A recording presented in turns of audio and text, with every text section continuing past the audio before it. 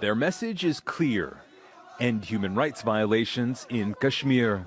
These protesters took to the streets of Srinagar to demand the Indian government end what they describe as a brutal crackdown on their freedom.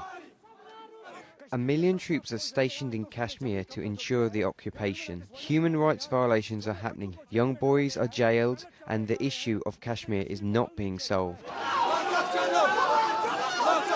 Several protesters were injured in the confrontations with police.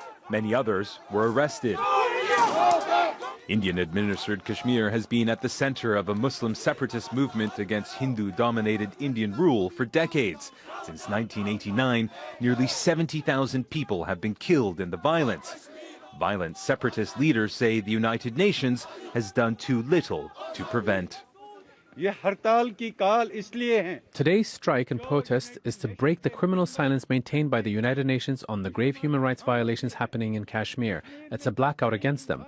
The human rights organizations, the member countries who claim to spread peace in the world, are maintaining silence against the worst human rights violations which are happening in Kashmir. Separatist groups are fighting for the Indian-administered portion of Kashmir to either become independent or merge with Pakistan. For the past year, the remote northern region was gripped by widespread protests following the killing of a prominent rebel commander. In the crackdown that followed, more than 100 protesters were killed, thousands were arrested, and hundreds were blinded by police who shot at civilians with iron pellets. Pellets are being fired on Kashmiris. Bullets are being fired on Kashmiris. Wherever the oppression is spread in India, it's done to Kashmiris. We're fed up with India because human rights violations are happening every day here. Security forces were able to break up the protests, and calm has returned to the streets of Srinagar. But Kashmir's separatists' fight for freedom is far from over.